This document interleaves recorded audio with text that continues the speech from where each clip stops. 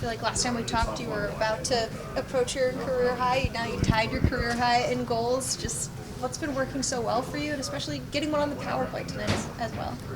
Yeah, I mean, it's going in right now, which is the most important thing. But yeah, I love to shoot the puck. You can't score goals without shooting the puck. So I think that's one thing that I try to focus a lot on is getting pucks to the net. And yeah, like I said, right now they're going in, so that's good. And what worked well on that play? Because it looked like you were going for the one-timer first go around, and then when it came back and you found it again, what was kind of the sequence of events that happened before that?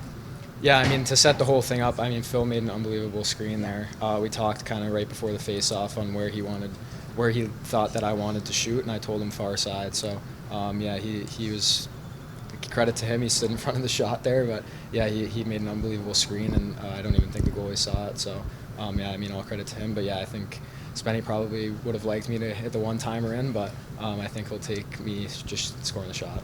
In that new role on this unit where you're a little bit higher, is that shooting mentality even more important? You're going to be maybe relied upon for more of those shots from distance?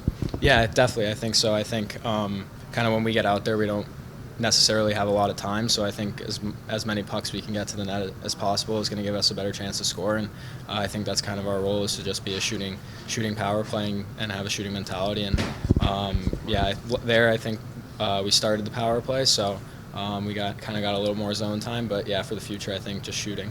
I give a lot of credit to Phil there, but that's a shooter's goal. I mean, you pick your corner; it's a very hard shot. Maybe something we didn't see a lot of last year from you. Is that a confidence thing? Is that something you worked on in the summer? I mean, where does that come from? That's, I mean, almost an elite shot. Yeah, both, I think. Yeah, I worked a lot on that in the summer.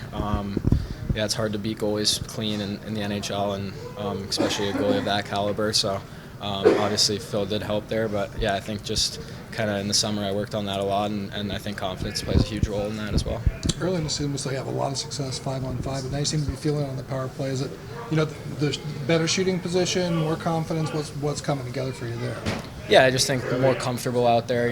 I mean, yeah, at the beginning of the year, I wasn't necessarily used to playing the power play a lot with those guys, and I think I settled in a lot there, kind of trusting myself and knowing that I was out there for a reason. And yeah, now I think it's just playing my game and not kind of passing up opportunities.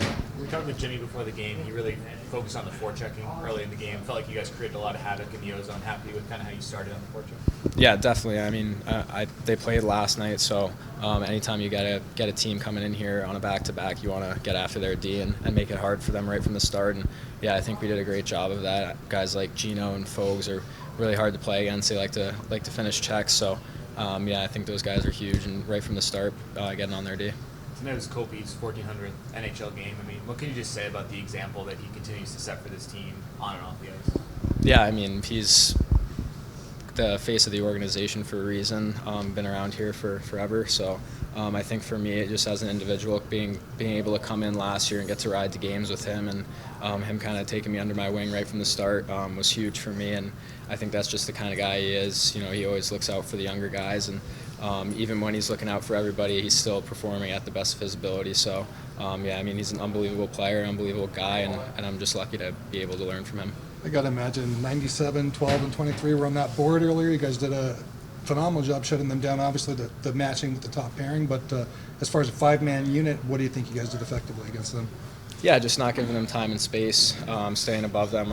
I mean, they're really quick in transition, and they're really fast skaters. And yeah, I mean, anytime you get Juice out there and Morsey out there, being able to stay above them, they're not going to have much time and space. And then obviously Gabby and Mikey did a really good job of shutting them down. So yeah, I definitely would not want to play against Mikey and Gabby on a day-to-day basis. So yeah, I mean, those guys just did an unbelievable job. You mentioned the goals are going in. That's been the focus in your game so far. Every time we bring up the Jim, he talks about how good your game has been. Outside of that, even games where you're not getting goals, what's been a key for you for that part of your game, even when the goals aren't going in, like just playing so well overall? Yeah, I think just not cheating the game. Smitty likes to talk to me a lot about when I'm kind of getting away from my game. I'm not forechecking and I'm not finishing hits. So yeah, he likes to talk about the hockey gods and that they reward you for doing the hard work. So yeah, right now I think even when I'm not being able to score, if I'm just a pest on the forecheck and trying to get pucks back and get my line mates the puck and creating opportunities, that's when I'm at my best. And I think, yeah, right now the hockey gods are rewarding me. Alex, you just talked about Anjay being 37 and his game not dropping off. Can you imagine playing at 37 and playing at that high of a level still? I mean, I definitely could not. Yeah, I mean, coming out of college, not playing many games, you definitely feel it pretty quick with the long season and a lot of games. So to do it for how long he's done it is unbelievable, and yeah, he's definitely a once in a lifetime player.